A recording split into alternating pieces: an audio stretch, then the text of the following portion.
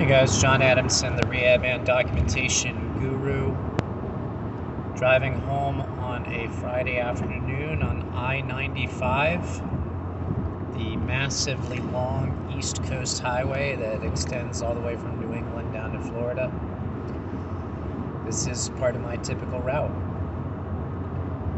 So today I got notified that my Summit Professional Education live course for April was canceled.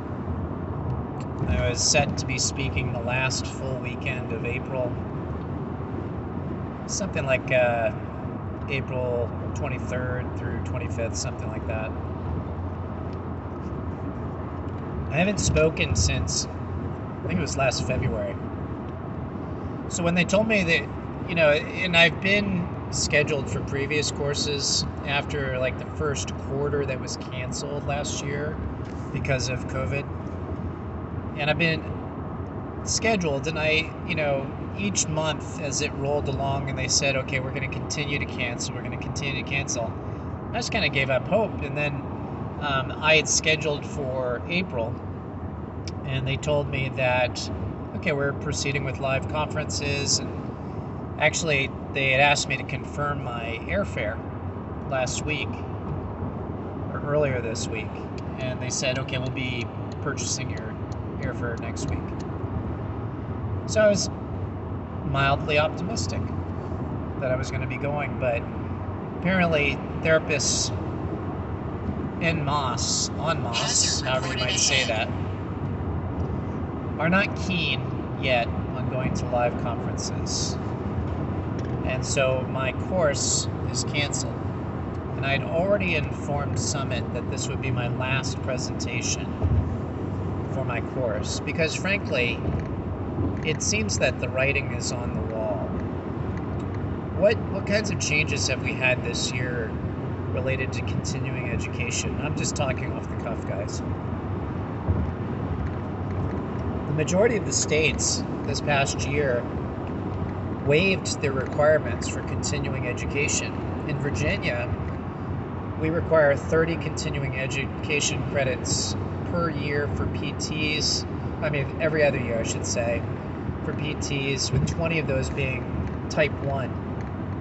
In type 1, you can do like live webinars and stuff like that. But a lot of therapists, they like to go to courses. It's a day away from work.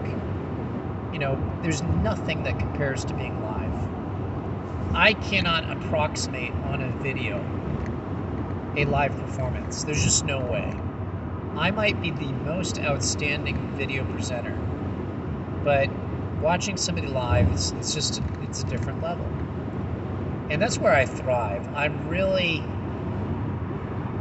pretty good at live conference giving, if I must say. It's just harder to do videos. And so anyway, I saw writing on the wall when we started to see that, although states will go back to requiring CEs, but also states became much less accepting of what might qualify for type 1s. And given the current situation, let's say that they feel, okay, enough people have gotten vaccinated, we feel we've reached herd immunity, and we're good to go and do live conferences again. I don't think it's ever going to be the same. I really don't. And, I feel sad that I didn't get to go out with one last hurrah. This was a major chapter in my life. I started speaking live for Summit in 2014. I have been doing live conferences, teaching, since about 2011. Previously for a company where I would give CE courses within my company. But this was my own baby. This was a course I designed. It was my first course that I put together solely on my own. And it had a good run. I was on my fourth iteration of it. I tweaked it, revised it. When I first came out with it, functional limitation reporting was still a thing. So I had a section on functional limitation reporting and just some basic guidelines on how to consider scoring somebody. Real simple stuff. But then I had removed that and I tweaked like some of my examples and made them a little bit better, made the layout of my course a little bit better, a little more user-friendly. But it's had a good run. And frankly, to tell you honestly, I'm ready to be done with live conferences for the time being.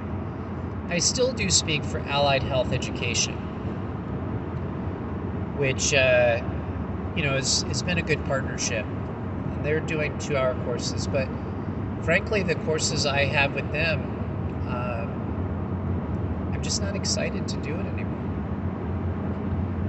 I've had a shift in what I find valuable in life. And it used to involve me maybe getting more into the teaching field. And I still might do that at some point, more like in a classroom setting. Probably with like an assistant program or a community college level. I like teaching. I think I have a way of explaining things that makes it simple to understand. Maybe you disagree, I don't know. And probably the majority of you that'll watch this are ones that have attended my course in the past, so it's not like my channel is necessarily making people hungry to go to my courses. And I frankly have covered free of charge. A lot of the elements that go into what my course is about. I have thought about developing another course, and I started actually to put together stuff, but I don't know that the in-person 6-hour format is the way to go anymore. And it's actually something I'm a little bit more interested in, but at my age, 52, when I should be probably thinking about what am I going to do to get away from clinical, because eventually this body is not going to hold up, especially if I keep drinking Dunkin' Donuts coffees. I know some therapists do fine working well into their 60s, but I don't know that's going to be me. I don't know if I want to do that. So I've got some reevaluation to do. So I'm just kind of sharing thoughts, feelings, a little bit sad,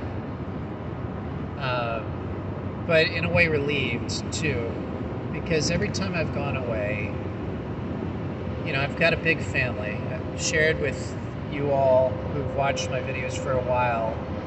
I have 12 children, and after the last adoption of sibling group of 3, they've had a hard time with me going away, and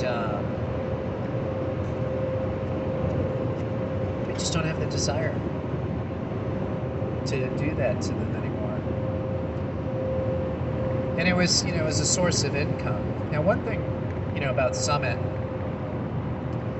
is they've got my course recorded. I mean, they have small snippets of my course pre-recorded.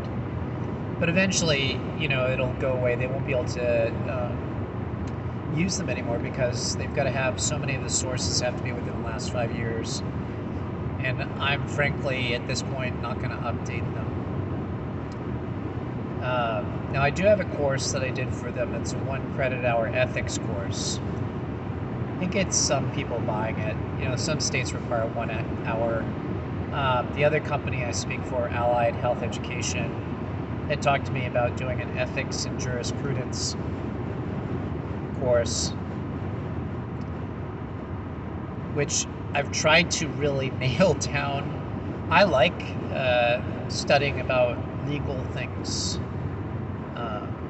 especially about the Constitution of the United States, believe it or not.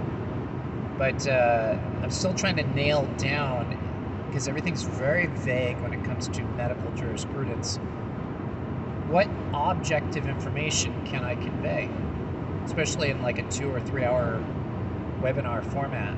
And it just seems like there's so much variance as to what people tend to cover. They'll cover things like HIPAA, patients' rights, things like that. And to me, I'm not sure I want to really cover that because it's frankly most all of you all know that. Do you know if in the South, if you say all of you all, you're really including a lot of people? And that's really getting serious when it's all of you all. So anyway, there might be other opportunities for me. This is kind of exciting. My very first videos I did for this channel, which frankly are kind of awkward. I did them several years ago, and they're of me talking about soap notes. A CODA program contacted me about using my videos on soap notes for their program. That was pretty nice of them to consider them, and of course they're on YouTube, and all I have to do is give them permission. I'm not making any money on it, but they're what am I going to do? Charge money for something that's already on YouTube? I can't. But they've got links now in their curriculum for documentation to my soap note videos. My little contribution to all of you. Now, if you're watching at this point, you're watching a man just kind of rambling and feeling reminiscent of what has transpired over the last few years. I'll never forget. Can I tell you a little story? I made a video about this, but I'll never forget being at the airport in March of last year on my way to get my ticket. I was literally 100 feet from the ticket counter to fly to Tennessee, where I was going to go. This actually in this April, but I was supposed to go last year, March, and it was said to be my largest ever attended course. And something that you may already have guessed: the more attendees you get at your course, the more money you make.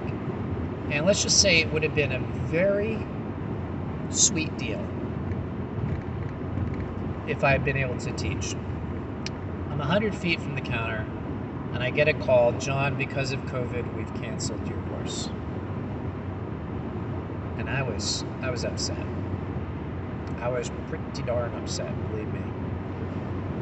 And looking back now, I can't blame them, because they were getting cancellations left and right, and venues were saying, we're not sure we want to have a live event.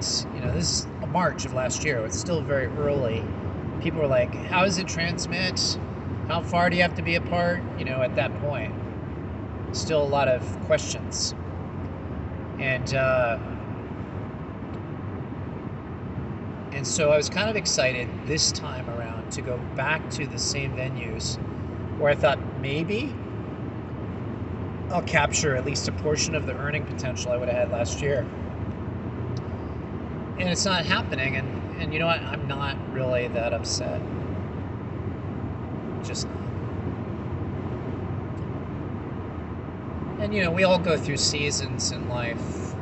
This has nothing to do with rehab at this point. And if you're watching at this point, God love you. We go through seasons of life where things become more or less important. And at one point, I wanted to have a slate of courses, go around teaching them, leave my full-time job and just be kind of a conference speaker. And I wanted to have a YouTube channel that would have significant subscribership and end up being like a go-to hub for like interviews of different therapists. I may still do some of that because I think the interviews are kind of nice with subject matter experts. Can you give me a comment, below if you've watched to this point?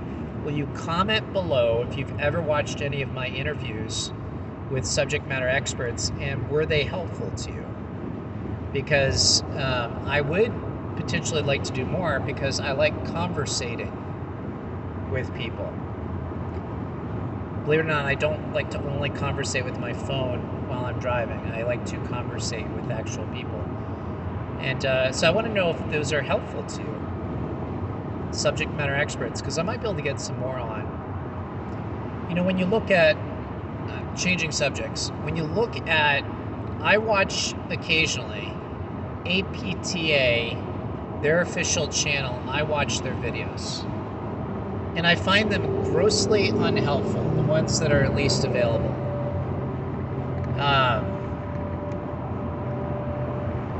I know the people that get on try to be helpful with some things, but they're so focused on non-clinical stuff these days. I find them practically useless. I say practically because sometimes I glean some gems from them. And I've been pretty clear about my criticism about the DPT program. And I think that criticism is even more valid today when you have such a devastated job market. We have pockets where there are jobs. I work for a hospital organization that needs a PT. We need a PT full time. You can message me if you want to know any details about that. But aside from that, job market has been devastated, and people are graduating with ridiculous debt. The education model is broken. The expectations of new grads coming out is ridiculous.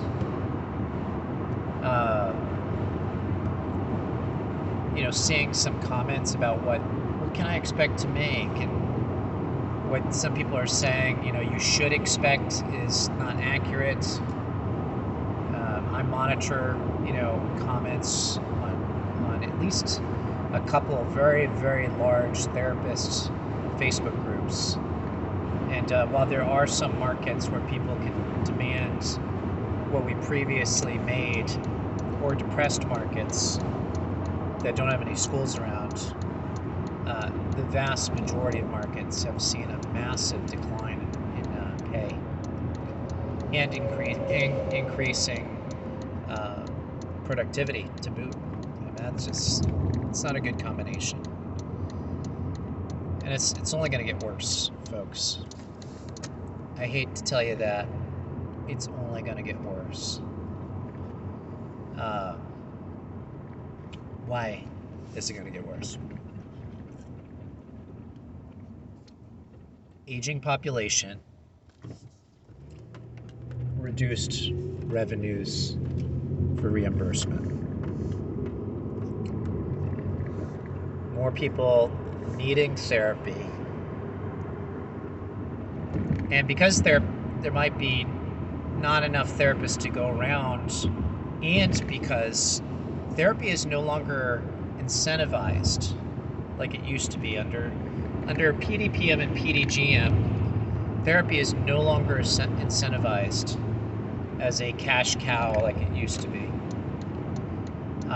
They're going to find models of care that do not require the skills and knowledge of a licensed therapist. They're going to find means to rehabilitate people. And even now, there are companies that are growing quickly into the telehealth market and using technologies like wearable technologies and video conferencing and remote monitoring of patients to help them rehabilitate, like in sports medicine or post-surgical, like knee replacement, hip replacement. It's only a matter of time where that kind of stuff will be handled less and less by the skilled therapist. Not to say there isn't room, obviously. I believe strongly in my skills and in the skilled nature of a lot of therapists I've met, the skilled capabilities. I know some smart people, as we would say in New England, wicked smart people. But things are changing, and they're going to continue to change. And all you have to do is look at markets that have more of like the single payer you look at like therapist salaries and you look at their productivity standards, you think it's bad now in the States. Um, it's going to get worse. And then you look at like assistants. I mean, some markets assistants are making, you know, they're down to like $15 an hour. If our country moves to a 15-hour dollar per hour wage, minimum wage, and you can make that working at a gas station or a McDonald's, some people might decide I'd rather make people burgers than put up with the junk I have to put up with in a nursing home and the productivity and working off the clock when I could truly make $15 per hour and not be working off the clock, which you shouldn't be doing anyway, but people do it. Uh, and that's going to devastate perhaps like the assistant fields. And we already know there's too many schools.